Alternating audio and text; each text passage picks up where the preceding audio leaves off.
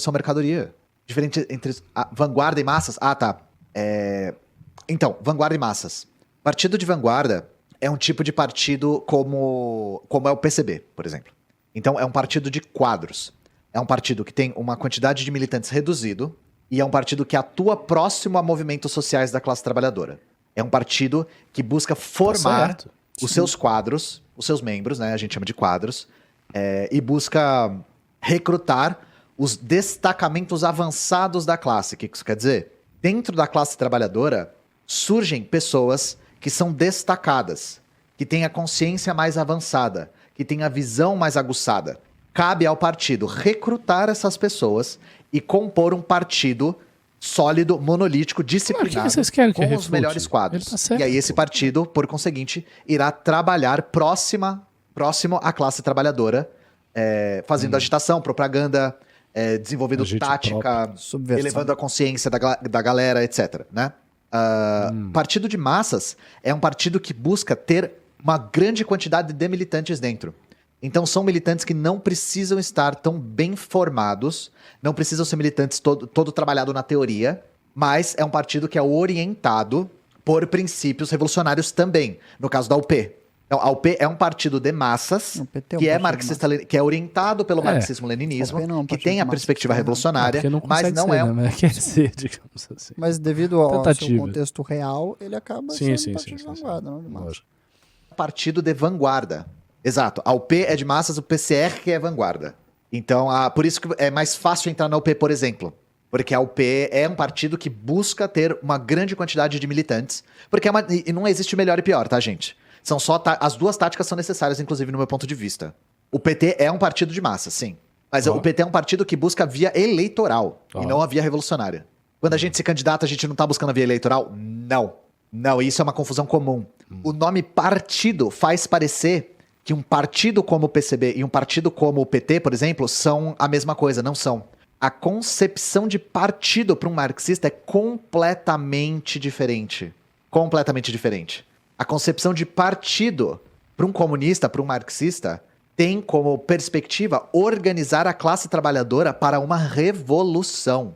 Os partidos de vanguarda, os partidos revolucionários, usam a via eleitoral só como propaganda, mas nunca como finalidade, nunca. Sim, porque os marxistas sempre têm muita clareza de que é absolutamente impossível conseguir uma revolução através da via eleitoral. Isso é impossível.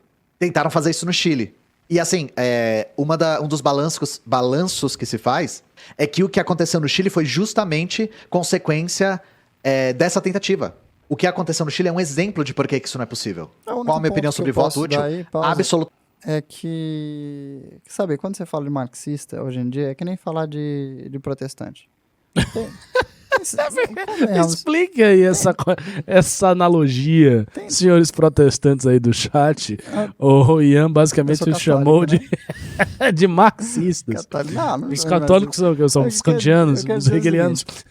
Na igreja católica, na igreja ortodoxa russa, existe um dogma, entende? Então, você pode concordar ou não concordar o dogma, mas você pode dizer com propriedade que todo católico acredita na mesma coisa e que existe uma doutrina lá para quase tudo que você puder imaginar. Agora, quando você está falando com protestante, você tem 54 mil denominações diferentes, entende? Então, cada um acredita numa coisa. Então, falar que o protestante acredita soli fides, é só pela fé, é só pelo livro, etc. Tem que a hóstia realiza o milagre da transubstanciação, não realiza, etc. Então, quando você está falando de marxista, assim, não dá para falar com propriedade, como se houvesse um dogma, uma linha. Não, hoje em dia, não é mais possível. Bom. O que ele está aí falando, ele está falando várias coisas óbvias para o marxista, né? Mas a conclusão do que ele diz é basicamente o seguinte: é necessário haver uma revolução por via armada, porque eu desconheço qual seria a via não eleitoral para a tomada do poder. Qual é a via não eleitoral para a tomada do poder? Revolução armada, é óbvio. Sim. Ou seja, o povo precisa se organizar, derrubar as estruturas de poder na marra e daí instaurar uma outra coisa. Se ele diz que a via eleitoral é impossível, não concretiza e tal, e portanto a via eleitoral é meramente uma propaganda, o que ele está fazendo apelo é a isso, né? Mas assim, essas coisas não preocupam, porque a possibilidade desses caras fazerem isso no Brasil é ínfima. É ridículo. A não ser que aconteça alguma mudança macroestrutural, grande mesmo, em nível global. Isso pode vir a acontecer sim. Quando que isso pode vir? Com o acirramento da Terceira Guerra Fria. Ou da Segunda Guerra Fria, entre China e Estados Unidos. Durante o período da Guerra Fria, a União Soviética, isso é sabido de todo mundo, a União Soviética patrocinou diversos golpes de Estado, e os Estados Unidos também. Um com a perspectiva revolucionária e outro com a perspectiva de manter a sua órbita de interesses nacionais liberais, no caso dos Estados Unidos. Se isso vier a se configurar novamente, só que dessa vez dividindo o mundo entre Estados Unidos e China, aí talvez os comunistas tenham alguma chance, porque eles seriam financiados por uma potência estrangeira, eles seriam organizados por uma potência estrangeira, eles poderiam crescer nos países da América do Sul de uma maneira muito mais significativa do que eles cresceram antes. Eles poderiam arregimentar uma quantidade muito grande de pessoas. Veja, o PCB no seu auge com Luiz Carlos Prestes, lá atrás, tinha 500 mil membros. Era um partido bem grande mesmo. O PCB chegou a ter um aparelho militar dentro do exército na época da Guerra Fria. Parte das razões pelas quais ocorreu o golpe de 1964 foi a existência disso, né? O PCB era intimamente ligado ao governo Jango, via seu líder Luiz Carlos Prestes. Como eu disse, o PCB tinha um aparato militar, tinha tenentes, tinha sargentos, tinha gente no exército que era comunista mesmo. Eu acho que é na aeronáutica que eles tinham mais, não sei se era na aeronáutica ou marinha, era uma coisa, um dos três, das três forças, eles tinham mais, não era o exército de chão. Então, isso pode vir a ocorrer novamente. Não acho que essas pessoas que estão aí fazendo esses vídeos serão protagonistas disso, não vejo elas com esse tipo de psicologia para liderar uma ofensiva dessa. Mas aí substitui-se as pessoas, não tem isso. Os comunistas chineses vêm aqui, ele começa a regimentar todo mundo e acabou. Mas tá longe de acontecer. Até porque a China é um pouco diferente da União Soviética. A China tem, depois de Mao Tse-tung, uma orientação muito para dentro. A China interfere pouco ideologicamente em assuntos gerais do mundo. Tanto que você vê muitas declarações de presidentes da África falando da China justamente nisso. Eu já vi várias. O presidente fala, mas os Estados Unidos, a Europa vem aqui, quer mudar nossos costumes, quer fazer isso. O chinês vem aqui fazer negócio. Não vem mudar nada. Não, entendeu? O chinês tem uma abordagem mundial muito pragmática. Mas, veja, isso pode ser um momento da expansão da China. Um período. Depois a coisa pode mudar. Até porque todas essas doutrinas de política externa, interna, economia, etc., etc., são doutrinas que têm uma chancela pessoal dos líderes. Então, existe, por exemplo, um socialismo chinês de acordo com a visão de Xi Jinping. Existe um socialismo chinês de acordo com a visão de Hu Jintao. Tem um socialismo chinês de acordo com a visão de Deng Xiaoping. Tem vários. Eles têm as suas doutrinas próprias, o que eles falam e tornam a fazer. Por exemplo, agora o Xi Jinping ele está há muito tempo, na verdade, trabalhando o conceito de prosperidade comum, que é a China explodiu, cresceu muito e agora é equalizar os resultados, os dividendos positivos desse crescimento para boa parte da população. Então ele sempre vai falar prosperidade comum, prosperidade comum, prosperidade comum. É um mote do socialismo deles. No futuro, pode ser que eles tenham um mote expansionista, nada impede. É possível, mas sabe, eu acho que é doutrina comum de diversas nações ex-colônia, e particularmente é a doutrina de todos os países do BRICS, à exceção do Brasil, a não intervenção na política interna dos outros países. De forma alguma, sabe? Um certo enorme receio e até a luta contra a Rússia, né? Outros atores políticos que o entendimento da Rússia, o modo como eles justificam é que a política deles é que aqueles cidadãos pertencem a eles. Sim, então, na realidade, aquele espaço é parte do país deles, eles só estão legitimizando isso através da guerra. Então, assim, dentro do contexto argumentativo da diplomacia russa, faz sentido.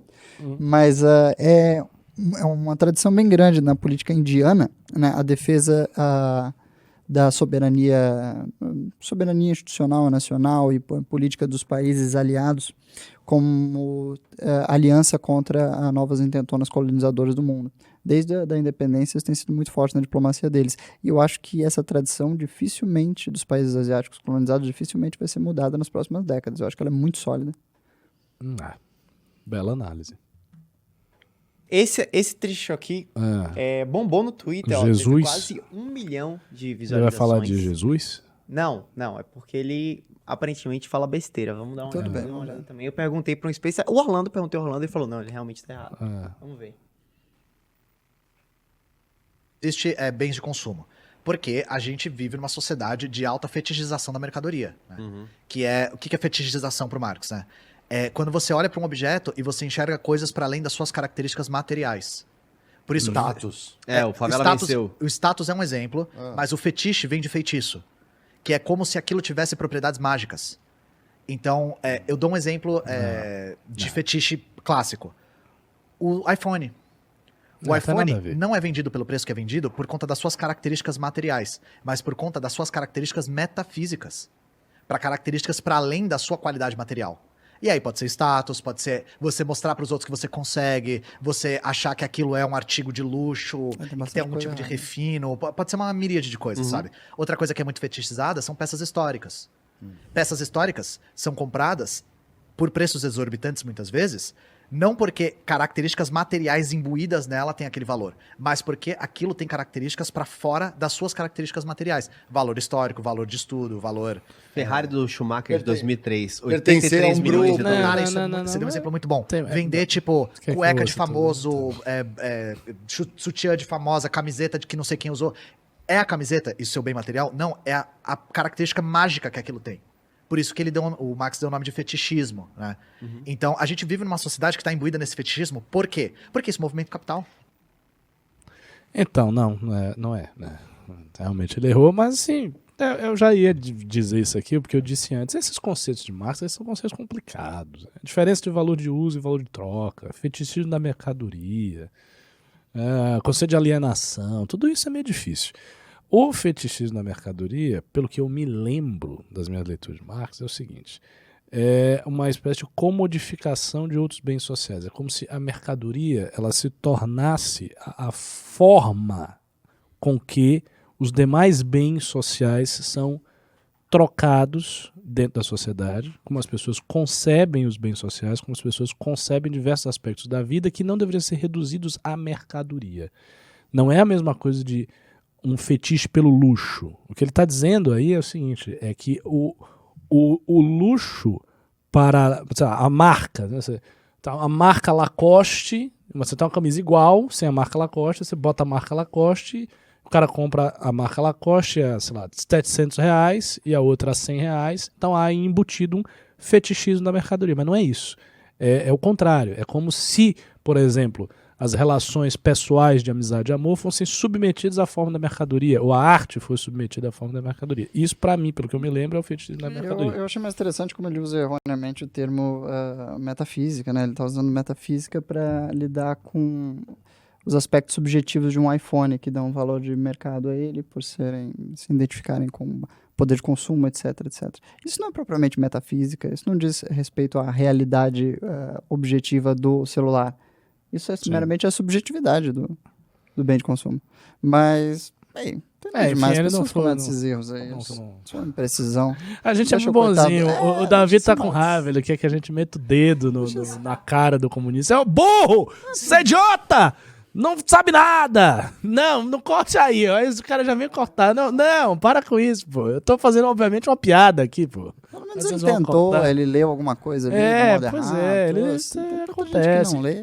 E é difícil explicar tudo aí. Você tá ao vivo, assim. Obrigado por ter assistido esse incrível corte no canal Cortes do MBL. Já aproveita, se inscreve aqui no canal e divulga pros seus amigos. E se lembre, todo dia nós vamos ter mais cortes vindo de onde? Do nosso canal de lives. Nós temos uma live à tarde no canal vermelho e uma live à noite, que é o famoso MBL News. Se inscreve lá também e assista. Dê força para quem traz verdade e inteligência numa política tão rasa hoje em dia.